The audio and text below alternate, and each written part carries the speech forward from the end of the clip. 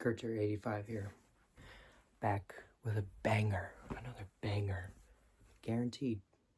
No question. Always a banger here. And today we're doing top 5 albums of 2024, in my opinion.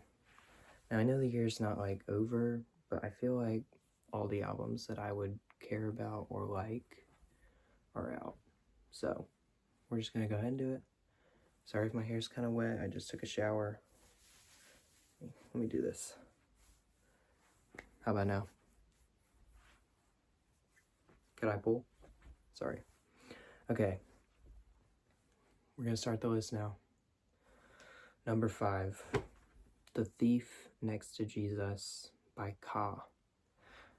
Now, this album is amazing, incredible, but it's only so high because I feel like I haven't had enough time to like sit with it and digest it. I haven't listened to it enough, I think, but I chose to make the video today, so this is where it's going. But I really wish I could have listened to Ka while he was still around. He did pass a few months ago, but this was the first album I've ever listened to by him, and it just sent me down a road. So that's why I haven't listened to this one as much, because I was busy listening to his other stuff. But The Thief Next to Jesus is just like so amazing and moving, and the production on it is really impressive. A lot of like gospel samples and cool little things like that. And his flow is so consistently like himself and very heavy and like almost like sad and melancholic, but like it's just what he's rapping about, so it's not really that sad. Or it is sad, but I don't know what I'm saying anymore. But yeah, that one's really good. I didn't get to listen to it also before, like I didn't pay for it whenever it was just available for pay, but now it's on Spotify, so you can listen to it there. Really good, really slow, not like a super like kind of that track, which is what I'm usually into and what you're gonna see on this list a lot. But this one just really affected me and made me feel a lot of things that usually like albums don't make me feel. So very impressed. Okay. Number 4, Assembling Symbols into My Own Poetry by Alice on Gal. Kurter, that's a mini album. Kurter, that doesn't count. That's like an EP. That isn't. I don't care. If you want to see a list that doesn't have mini albums, then get out. Go somewhere else. Okay, now the fakies are gone. This was incredible. 7 songs. Each one is completely different from the last. If you don't know Alice on Gal, get onto that. Because her album that came out last year, Let's Hope Heteros Fail, Learn, and Retire, was just like a masterclass. Was amazing, and just like all the different genres it managed to fit into like singular songs, like crazy. But this one was a lot more streamlined, I thought, a lot more direct, a lot more like, I want to say mainstream, but not in a bad way. Like mainstream in the best way possible. Like, it's her kind of taking like pop elements from like recently and kind of putting a twist on them and doing her incredible screams always and just like killing it on the vocals and the production, which she also does, which is crazy. I just think it's so consistent and like consistently good and consistently epic, and there's nothing better than that.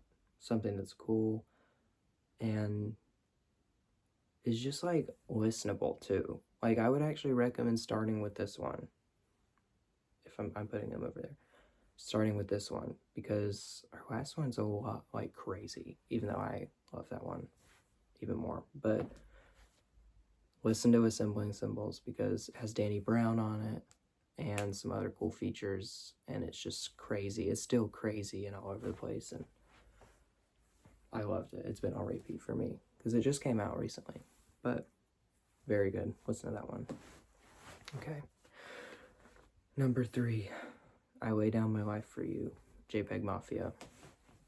This one is, where do I start with this one? I got into JPEGMAFIA. I had been listening to him for like a few years, but I got super into him at the beginning of this year. And I was just listening to like Scaring the Hose and all his old stuff too, on repeat. And he started teasing this album, and I started getting excited. And then he dropped it.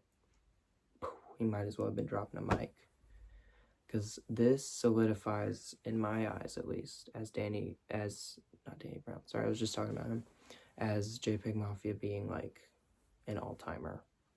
Like, just, he's up there with the greats in my eyes. I think he's up there with like MF Doom and like, I don't know, whatever the greats are for you. I think JPEGMAFIA should be included because he's self-producing, and it's some of the best production I've ever heard. His flow is always so cool, and this album is just him keeping it on the shorter side, kind of, not really, 50 minutes, and being very like heartfelt. It feels like he's pouring his soul. I mean, he's laying his life down into this album.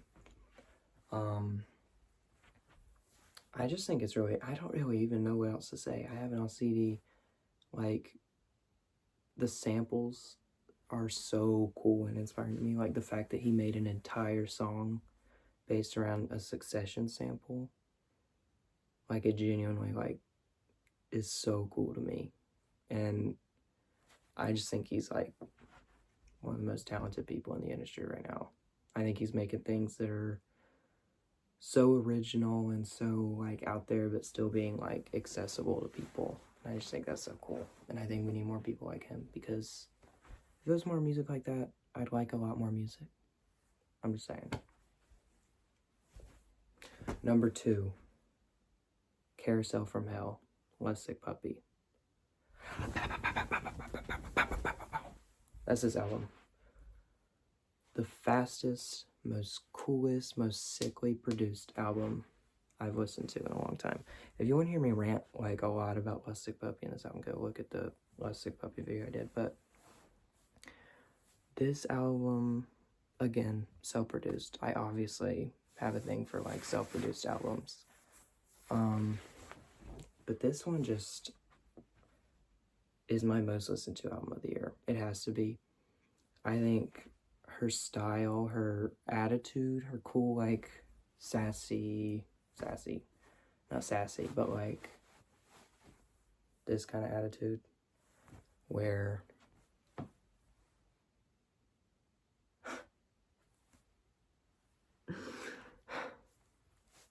I just think that she's so cool. I don't know what else to say. It's hit after hit, fast track with this amazing flow, this cool chorus in every single one that you just want to learn the words to and listen to over and over. Like, what more do you want from an album? It's not that long. It's digestible. It's cool. There's no low points in the album. It's banger after banger. Her, like, delivery is always so, like, punchy and cool, and it just makes you want to, like, get up and start punching a nun. Like, I don't know. I'm gonna move on, because there's not really much for me to say more than that. It's just an amazing album, and I think you need to listen to it, because LustSickPuppy is not getting enough recognition, because she made one of the best albums of the whole year, and I just think it's so cool. I'm gonna do some honorable mentions. No Hands by Joey, Valence, and Brae. Very cool. I thought it was kind of inconsistent, but super, like, inspiring and cool how it's just, like, a duo doing their own thing. One produces, one writes. Like, it just really, it made me feel more than it probably meant to because of how much their chemistry, like, comes through in it. I just think they're a cool duo, and I thought this album was amazing. I actually thought it was really good. It wasn't as, like, it just wasn't right there for me, but a little something was missing. But Quantum Baby by Tinashe, not as good as, like, BB Angel. BB Angel's, like, this one wasn't really, like, as consistent. There was a lot of low points. There's only, like, I would say 5 out of the 8 songs are really good, or pretty good. But, it's not Tinashe's best. I think she's leaning too into, like, this one sound instead of sticking to the sound that made BB Angel so good. I don't know. Chromakopia, obviously. Chromakopia was amazing. I thought it was really good. I found myself just, like, as it's gone on, though, the hype has kind of died down, and it's kind of made me realize, like, it's not as consistent. Like, there's a few low points that are pretty, like, low in my opinion. But the high points are really high. It's a really good album. I mean, no huge complaints, but, Absolute Maddness by Queef, Jerky. Funny album, cool album, stupid album, but what more do you want? I mean, I really liked it. Go listen to that, even though I don't know if they're gonna make more music, because I think they're YouTubers too. So, but this was a cool album. I thought it was silly and fun, and they produced it too, which I think is cool. So, this one, I just feel like I should address it because I'm always wearing the hoodie, Bando Stone and The New World. I didn't think it was spectacular. I didn't think it was crazy. I thought it had some really good songs, but overall it was just kind of... But I thought I'd bring it up because... And the last one, even though you know what?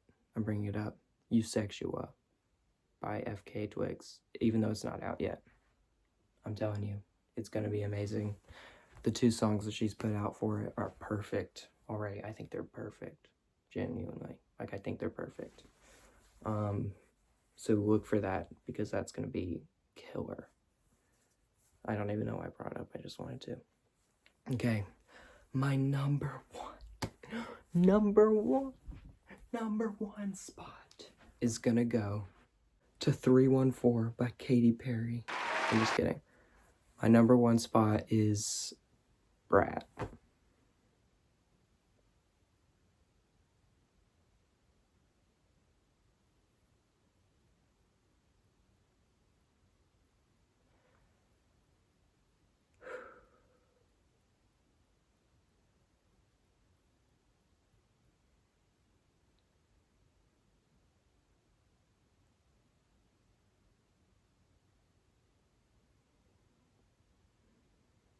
No judgment allowed. Kurtzer 85 out.